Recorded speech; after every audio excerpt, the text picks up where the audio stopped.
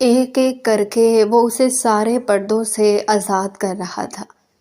میری طبیعت ٹھیک نہیں، خدا کے لیے مجھے آرام کرنے دے۔ وہ اس کی منتیں کرنے لگے۔ تم جانتی ہو نا میری بےتابی کو، میری شدتوں کو، پھر اتنی آسانی سے آج تمہیں کیسے سونے دوں جبکہ اتنی مشکل سے ہاتھ آئی ہو۔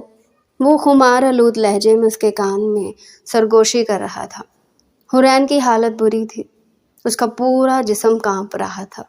پھر دائم اس پر اپنی شدتیں لٹانے لگا، لیکن اسے تھوڑی ہی دیر بعد احساس ہوا کہ دوسری طرف مکمل خاموشی ہے۔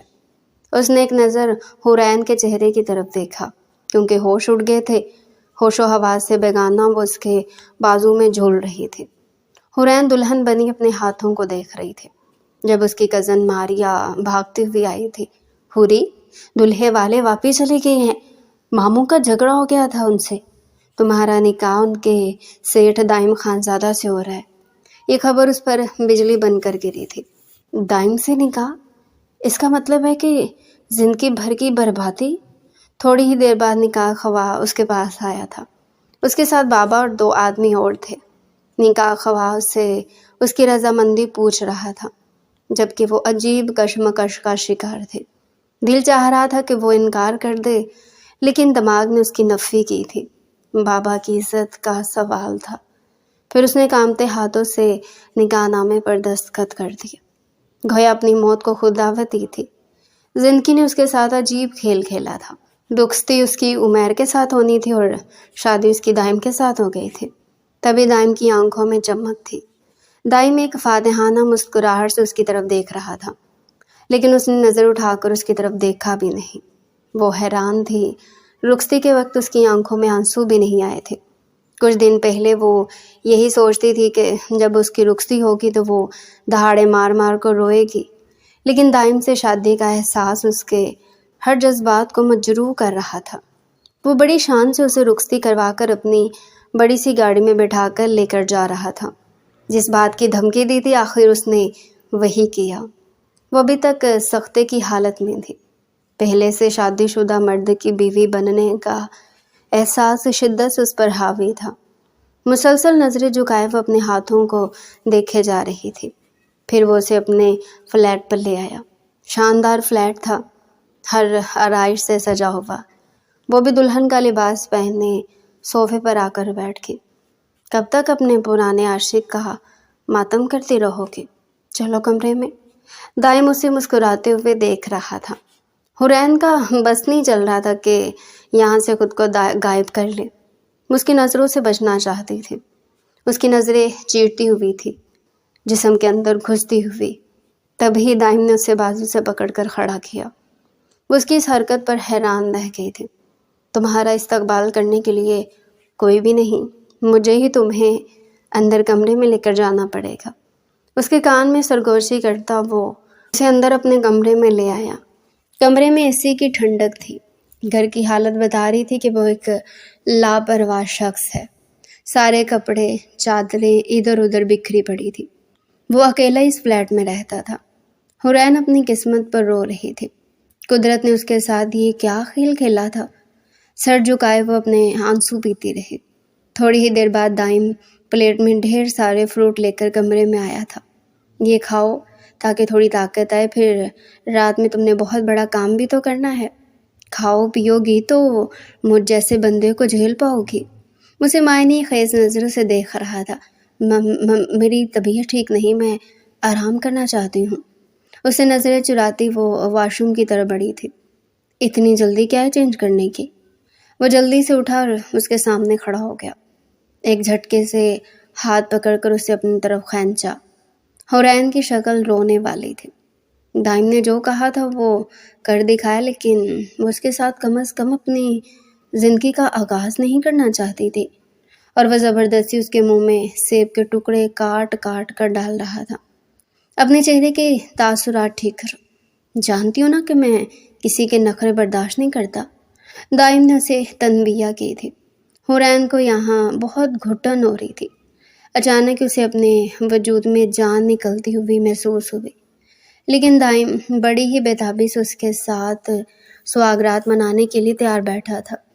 اسے یوں منہ بناتا دیکھ کر وہ ایک ایک کر کے اس کے سارے زیورات اتارنے لگا اور ساتھ ساتھ مسکرائے جا رہا تھا، اور زیورات اتارتے وہ اس کے ساتھ گستاخیاں کر رہا تھا، جبکہ حورین کسی مجسمے کی طرح ساکت بیٹھی تھی، جبکہ دائم کا دل چاہ رہا تھا کہ اس کے ساتھ گستاخیاں کرتا رہے۔ تبھی اچانک وہ بے ہوش ہو کر اس کے بازوؤں میں جھول گئی تھی۔ دائم کے ہوش اڑ گئے۔ اس نے پریشان ہو کر حورین کے چہرے کی طرف دیکھا تھا۔ وہ پہلے کب اسے شادی کے لیے راضی تھی، اور اب اچانک ایک ایمرجنسی ہو گئی تھی۔ دلہے والے بہت ہی لالچی ثابت ہوئے تھے۔ جب بھی تو عین نکاح کے وقت انہوں نے موٹر سائیکل کی ڈیمانڈ رکھ دی تھی۔ حورین کا والد ایک غریب آدمی تھا، وہ بھلا ان کی ڈیمانڈ کہاں سے پوری کرتا؟ دائم خاموش کھڑا یہ سارے معاملات دیکھ رہا تھا۔ وہ دلہے والوں کی نیت اور فطرت اچھی طرح جان گیا تھا، تبھی اس نے کڑک لہجے میں انہیں وہاں سے بھگا دیا۔ خوب بے عزتی کی۔ وہ پہلے بھی کب چاہتا تھا کہ حورین کسی اور کے دلہن بنے۔ ارے بیٹا ایسے نہ کرو، میری بیٹی کی زندگی برباد ہو جائے گی۔ اگر اس کی بارات واپس چلے گی تو کون اس سے شادی کرے گا؟ وہ برباد ہو جائے گی۔ میری بیٹی ساری عمر اسی دہلیز پر بیٹھی رہ جائے گی۔ جبکہ حورین کی ماں تو روئے جا رہی تھی اور دلہے والوں کی منتیں کیے جا رہی تھی کہ بارات خالی نہ لے کر جاؤ، ہم کچھ نہ کچھ کرتے ہیں، آپ ہمیں کچھ ٹائم دیں۔ لیکن دائم نے کہا کہ نہیں، کوئی بائک نہیں ملے گی، شادی کرنی ہے تو ٹھیک، نہیں تو تم لوگ جا سکتے ہو۔ حورین کا والد بھی دلہے والوں کے سامنے ہاتھ جوڑے کھڑا تھا۔ تبھی دائم نے ان کا ہاتھ پکڑا اور کہا، میں آپ کی بیٹی سے شادی کروں گا۔ ان کی آنکھیں پھٹی کی پھٹی رہ گئی تھی۔ وہ جو فیکٹری کا مالک تھا اور خود حورین کا والد شرافت علی ان کا پین تھا، اتنا بڑا آدمی ان کی بیٹی سے شادی کرنے کے لیے تیار تھا۔ لیکن حقیقت کوئی بھی نہیں جانتا تھا، کیونکہ محمد دائم خانزادہ آج سے نہیں بلکہ 2 سالوں سے حورین کے پیچھے تھا۔ لیکن اس بات کا اسے بعد میں پتہ چلا تھا کہ حورین کا والد وہی ہے، شرافت علی، جو ان کے آفس کا پین ہے۔ وہ مئی کی ایک تپتی دوپہر تھی جب اچانک بیچ راستے میں دائم کی گاڑی خراب ہو گئی تھی۔ اسے غصہ بہت آ رہا تھا۔ پھر اس نے مکینک کو فون کر کے یہیں پر بلا لیا تھا اور اب بڑی شدت سے اس کا انتظار کر رہا تھا۔ لیکن اچانک اس نے دور سے ایک لڑکی کو آتے ہوئے دیکھا تھا۔ لڑکی نے کالے رنگ کی چادر پہن رکھی تھی، کاندھے پر بیگ لٹکائے، ہاتھوں میں فائل پکڑے وہ نظر جھکائے چلتی آ رہی تھی۔ لیکن چونکا دینے والی بات یہ تھی کہ وہ بہت ہی گھبرائی ہوئی تھی۔ وجہ تھی اس کے پیچھے آنے والے وہ 2 لڑکے جو مسلسل اس پر فکرے کس رہے تھے۔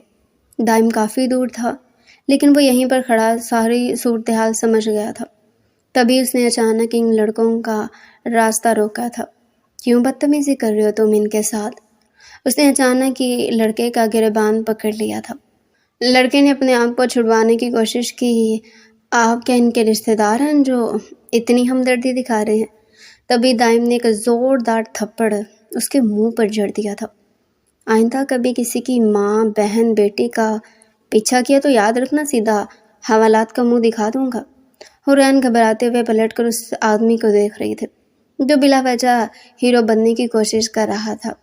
آخر یہ شخص ہے کون؟ اس نے پھر دوبارہ خوف کے مارے پلٹ کر ہی نہ دیکھا اور پیدل چلتے گھر پہنچ گئی۔ گھر جاتے اس نے رونا شروع کر دیا تھا۔ اس کی ماں خدیجہ بیگم حیران تھی۔ کیا ہوا میری بچی؟ کیوں رو رہی ہے؟ کیا آج پھر ان لڑکوں نے تجھے پریشان کیا؟ میں نے منع بھی کیا تھا کہ یہ نوکری کرنا تیرے بس کی بات نہیں۔ نوکری کرنے والی لڑکیوں کا دل ہونا چاہیے، اور تو کسی مرد کو دیکھ کے ویسے ہی گھبرا جاتی ہے۔ خدیجہ بیگم اسے دلاسا دے رہی تھی، لیکن یہ مسلسل 4-5 دن سے ہو رہا تھا۔ جیسی وہ اسکول سے نکلتی تو وہ دونوں آوارہ لڑکے اس کا پیچھا کرنا شروع کرتے تھے۔ حورین بہن بھائیوں میں سب سے بڑی تھی۔ اس کا باپ ایک بہت بڑی فیکٹری میں پین تھا۔ انٹر کے بعد ہی اس نے اسکول پڑھانا شروع کیا تھا، لیکن شرافت علی اور خدیجہ بیگم نے جلدی ایک رشتہ دے کر اس کی بات طے کر دی تھی۔ اپنے باپ کو جب وہ جہیز کے لیے پریشان دیکھتی تو اس کا دل بے چینی میں گھیرا رہتا۔ تبھی اس نے نوکری کرنے کا فیصلہ کیا تھا۔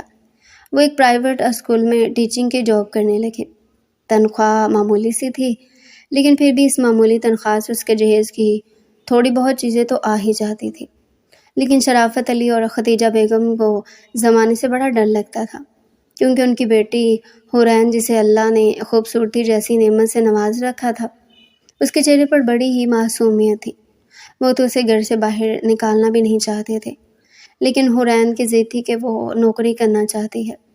پھر اسے اسکول میں ٹیچنگ کرتے ہوئے ابھی کچھ عرصہ ہی ہوا تھا جب وہ 2 لڑکے اسے پریشان کرنے لگے۔ جب بھی وہ اسکول سے واپس آتی وہ اس کا پیچھا کرنے لگ جاتے۔ لیکن آج نہ جانے کون نامعلوم شخص تھا جس نے ان کی پٹائی کی تھی۔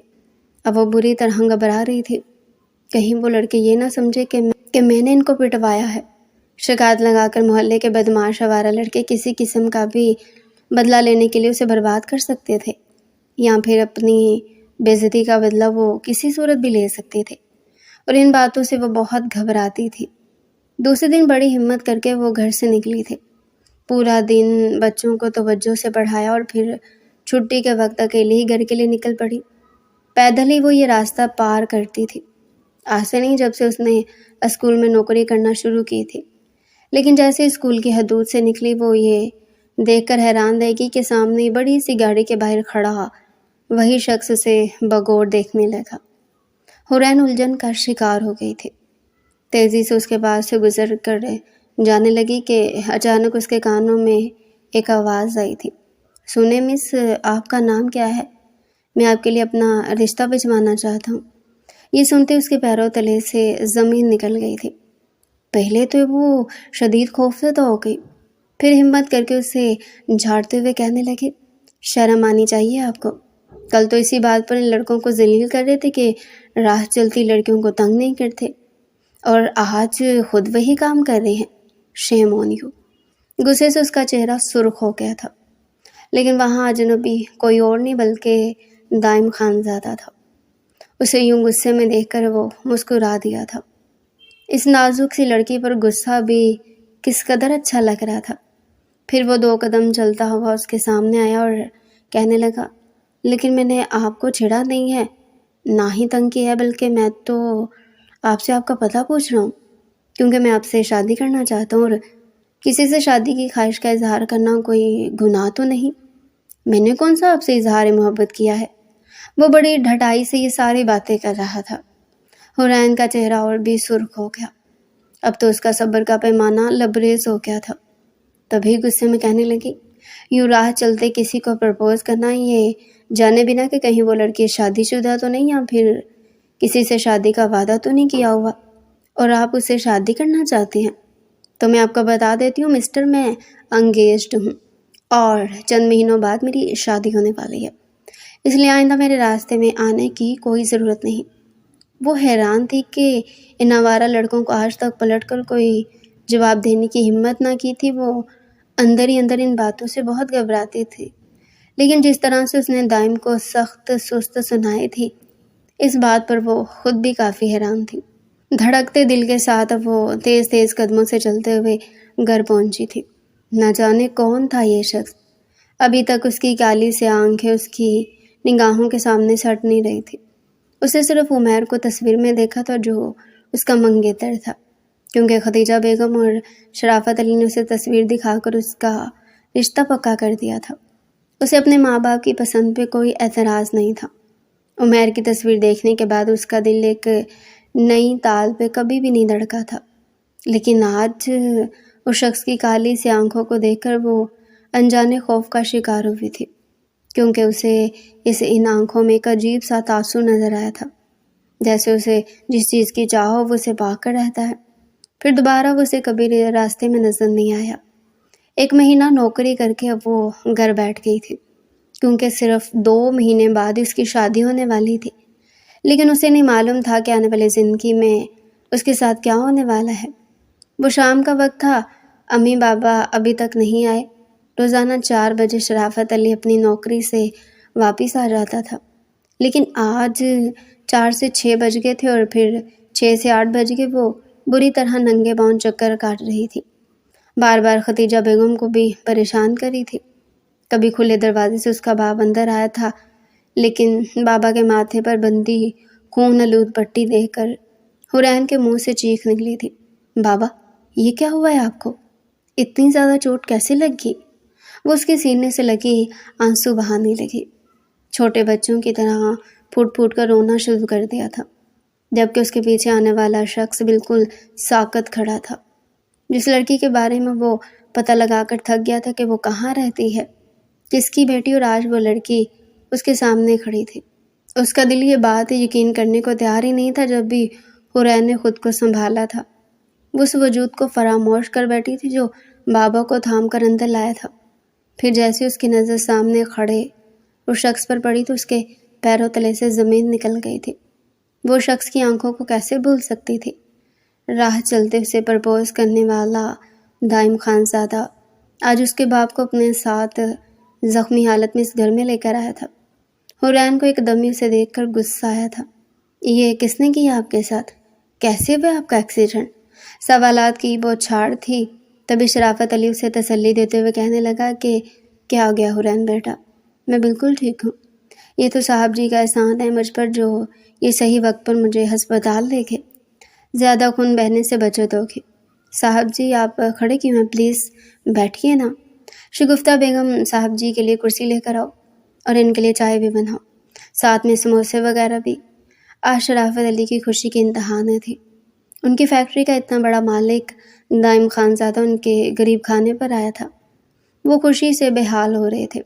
दाइम मुस्कुरा दिया, फिर उन्हें तसल्ली देते हुए कहने लगे, अरे आप परेशान मत हो, बस मैं तो इसलिए आपको घर छोड़ने आया कि आपको कोई परेशानी ना हो। वैसे मैं आपकी खैरियत पूछने आपके घर आता जाता रहूँगा।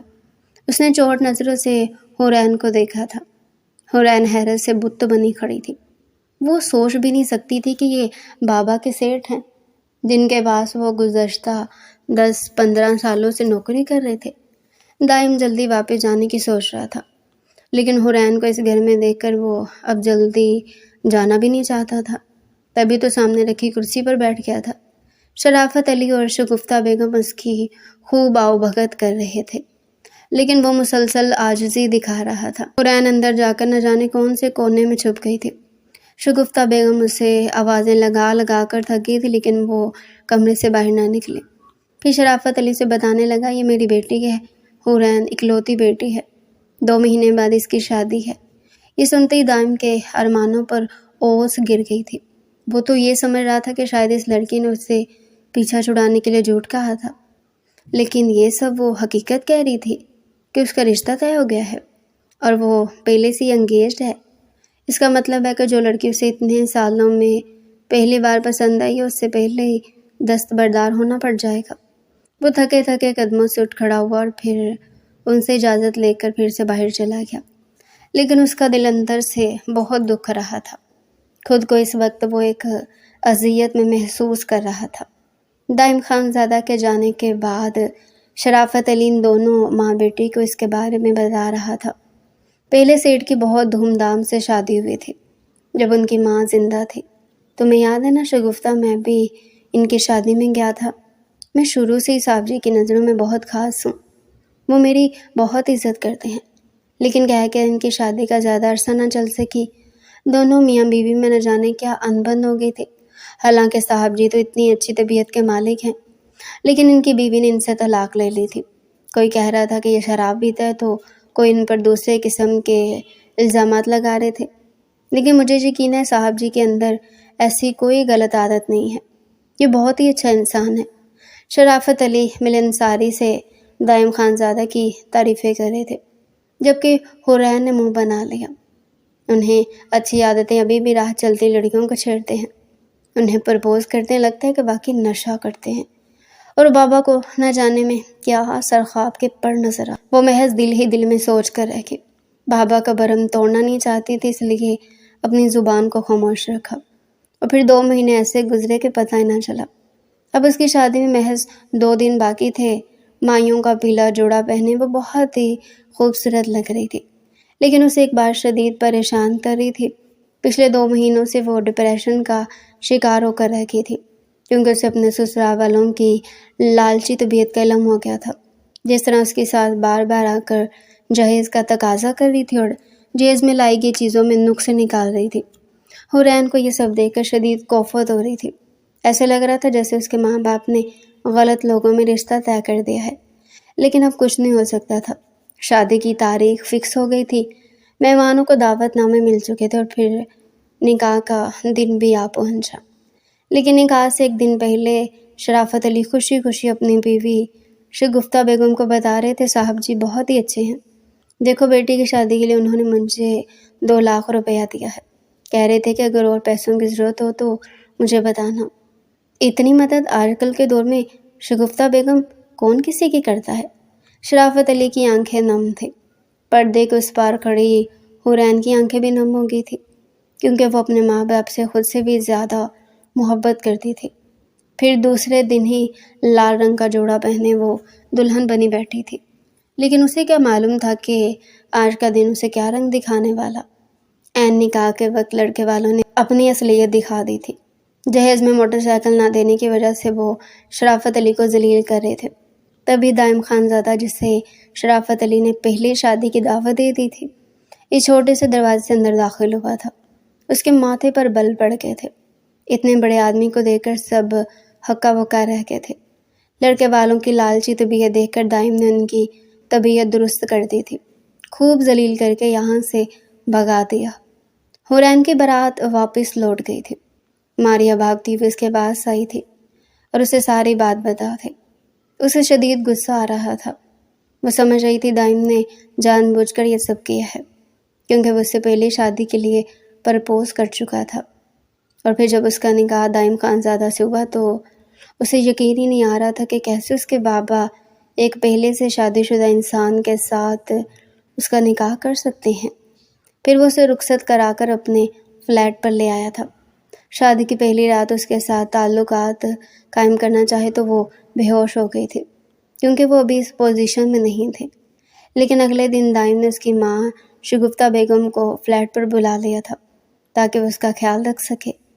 امی، یہ اتنا برا انسان ہے، آپ نے میری شادی اس کے ساتھ کر دی، یہ نہ جانے میرے ساتھ کیا سلوک کرے گا، یقیناً یہ نشہ بھی کرتے ہوں گے، کہیں نشہ کر کے میرے ساتھ مار پیٹ نہ کر دے۔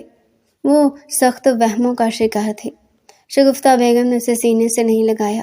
نہیں میری بچی، دائم ایسا نہیں ہے، میں تو حیران ہوں تیری قسمت پر، تیرے بخت کا ستارہ تو آسمانوں پر گردش کر رہا ہے۔ دیکھ تو اس فیکٹری کے مالک کی بیوی بن گئی ہے، جس میں تیرا باپ 15 سالوں سے نوکری کر رہا تھا۔ یوں سمجھ کہ یہ تو ایک معجزہ ہو گیا ہے۔ وہ بہت ہی اچھا انسان ہے، تیرا بہت خیال رکھے گا۔ حورین خاموش تھی، نہ جانے آنے والی قسمت اسے کیا رنگ دکھانے والی ہے۔ وہ ابھی سے یہی سوچ کر ان پریشانیوں میں گرفتار ہو گئی تھی۔ شام میں جب دائم گھر آیا تو اس کی ماں جا چکی تھی۔ اس وقت حورین کی طبیعت کچھ بہتر تھی اور وہ بیڈ پر لیٹی ہوئی تھی۔ جیسے ہی دائم کمرے میں آیا تو وہ فوراً سے بوکھلا کر اٹھ بیٹھی۔ دائم اسے دیکھ کر مسکرا دیا تھا اور کہنے لگا، کیا ہوا میری پیاری بیوی، مجھے دیکھ کر گھبرا کیوں گئی ہے؟ وہ کچھ نہ بولی۔ پھر دائم اس کے پاس آ کر بیٹھ گیا اور اسے کہنے لگا، تمہاری طبیعت کیسی ہے؟ وہ کہنے لگی، کچھ بہتر ہے۔ تبھی دائم کھلکھلا کر ہنسا تھا۔ یار کیا چیز ہو تم، کوئی ایسے بھی کرتا ہے؟ اتنی اہم رات تھی ہماری اور تم نے وہ مس کر دی۔ تبھی حورین نے اسے غصے سے دیکھا تھا۔ آپ کے لیے تو یہ اہم نہیں ہونی چاہیے تھی، آپ تو پہلے سے ہی شادی شدہ ہیں، اور جائیں اپنی پہلی بیوی کے پاس، یہاں پر کیا کر رہے ہیں؟ دائم کو اس کی معصومیت پر پھر سے ہنسی آئی تھی۔ ہاں بالکل میں شادی شدہ ہوں، اور 2 بچے بھی ہیں میرے۔ تبھی حورین ایک جھٹکے سے اس کے پاس سے اٹھی تھی۔ کتنا ظلم کر دیا اس کے بابا نے، ایک شادی شدہ اور 2 بچوں کے باپ سے بیاہ دیا۔ پھر وہ کہنے لگی، تو پھر میری زندگی برباد کیوں کی؟ میرے ساتھ آپ نے شادی کیوں کی اور میرے پیچھے کیوں پڑے ہوئے تھے؟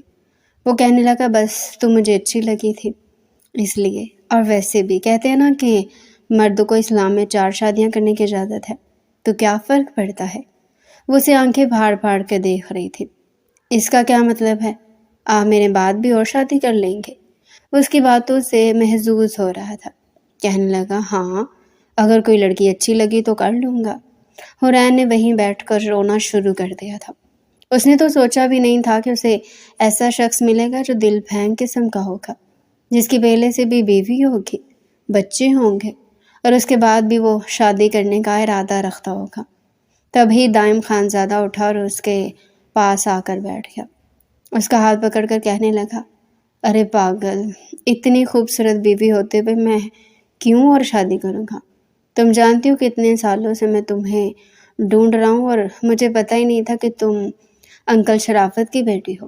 بہت اچھا ہوا کہ میں وقت پر ہی پہنچ گیا، اور پھر تمہیں تو میرا احسان ماننا چاہیے کہ تمہاری بارات واپس جانے لگی تھی اور میں نے تم سے شادی کر لی۔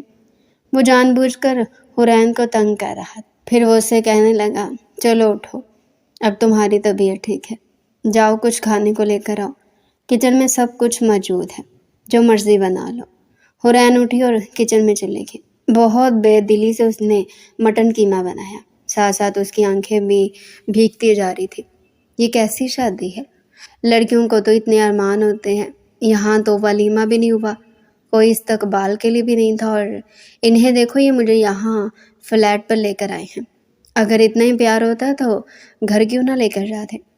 ظاہر سی بات ہے گھر میں ان کی پہلی بیوی جو موجود ہے، وہ کہاں مجھے وہاں جانے دیتی۔ یہ سوچتے ہوئے اس کی آنکھوں میں آنسو ساون کی طرح برسنے لگے۔ اس نے سوچا بھی نہیں تھا کہ اسے ایک بٹا ہوا شخص ملے گا، ایک ایسا شخص جو پہلے سے شادی شدہ تھا۔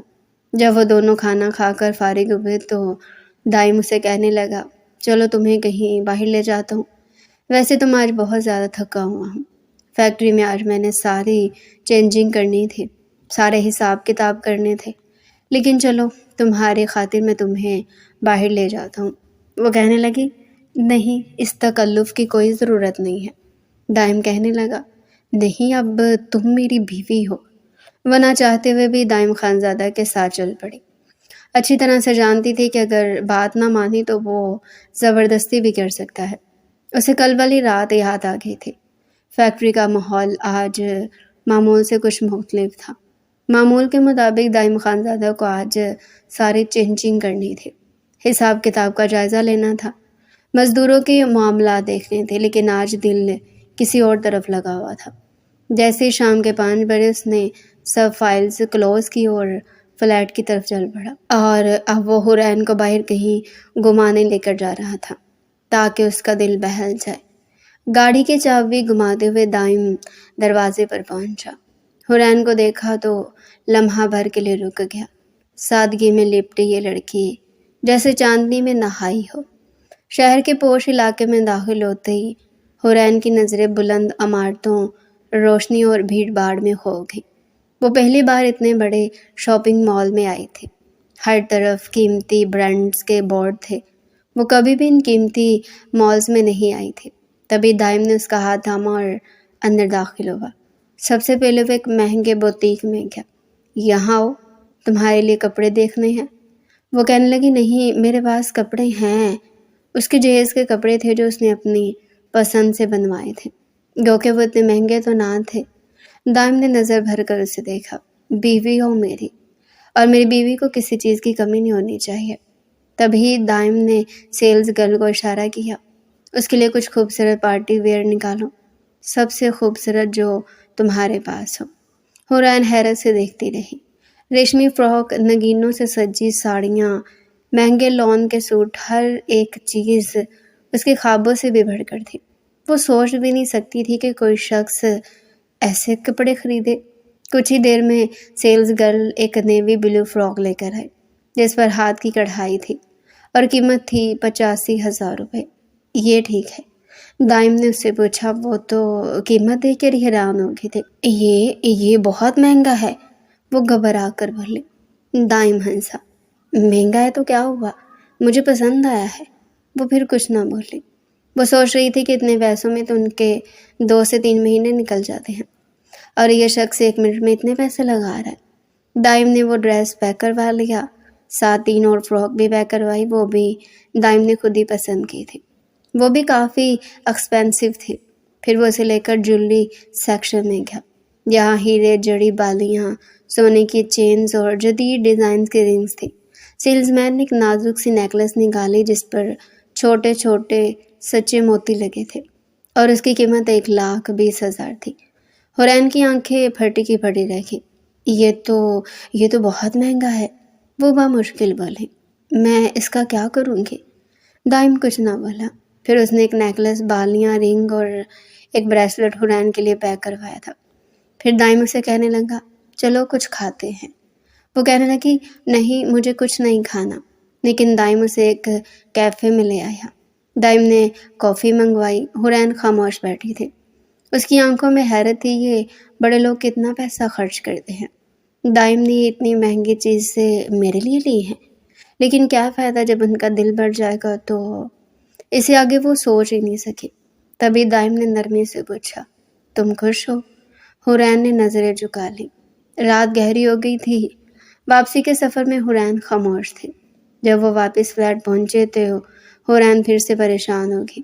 وہ بھی دائم کے ساتھ کوئی رشتہ قائم نہیں کرنا چاہتی تھی، لیکن دائم کہاں اسے چھوڑنے والا تھا۔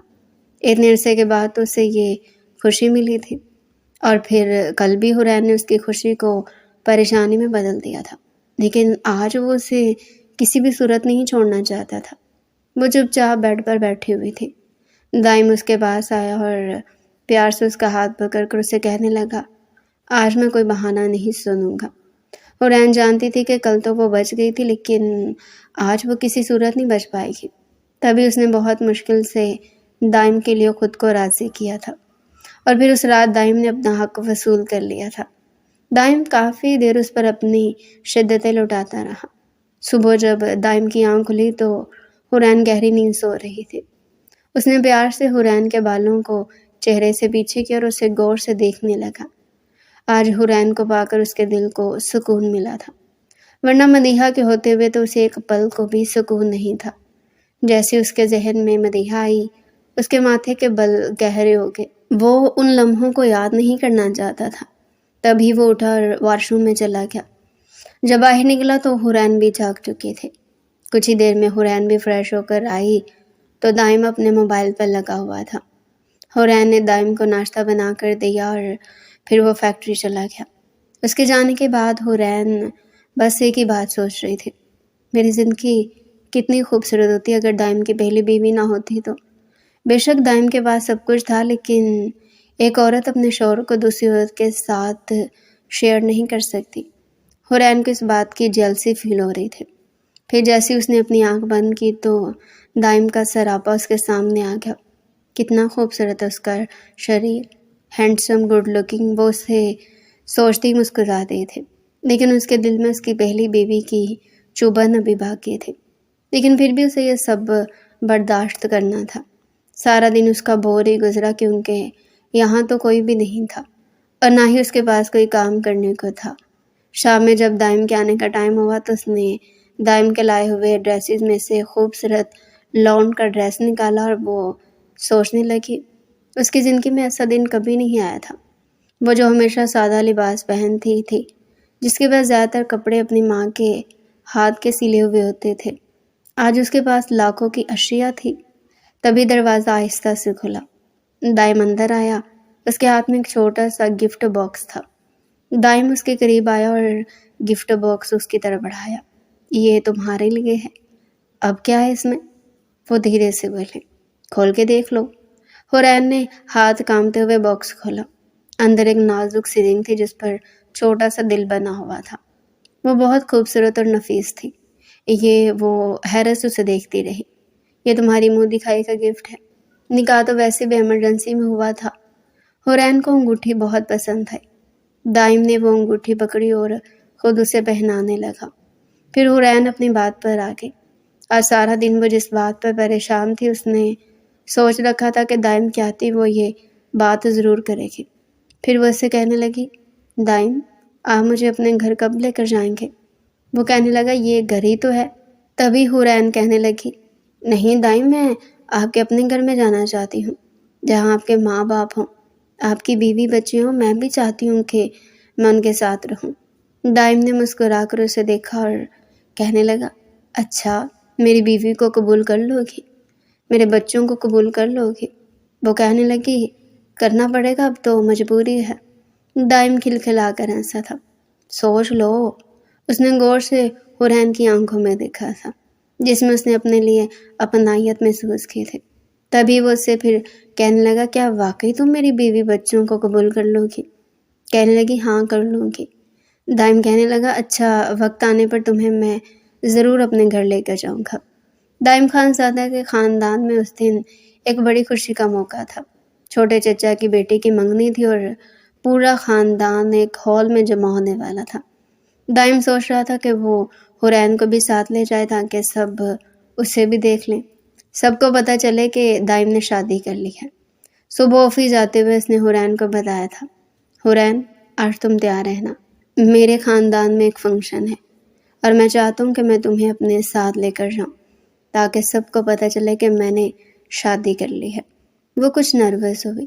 اگر آپ ایسے ہی مجھے اپنے گھر والوں سے ملوا دیتے تو اور بات ہی، فنکشن میں سب کے سامنے لے کر جائیں گے تو کوئی مسئلہ نہ بن جائے، آپ کے بیوی بچے کیا کہیں گے؟ دائم کہنے لگا، کچھ نہیں ہوگا، تم اس بات کی فکر مت کرو۔ پھر وہ اسے کہنے لگی، میرا جانا ضروری ہے کیا؟ آج آپ خود ہی چلے جائیں، مجھے پھر کبھی ساتھ لے جائیے گا۔ اسے لڑائی جھگڑوں سے بہت خوف محسوس ہوتا تھا۔ وہ یہی سوچ رہی تھی کہ کہیں ایسا نہ ہو کہ دائم کی خاندانی بیوی بڑے مجمع میں لڑائی نہ شروع کر دے۔ تبھی دائم اسے کہنے لگا کہ نہ صرف ضروری ہے بلکہ سب سے اہم ہے، تمہیں میں سب سے ملوانا چاہتا ہوں۔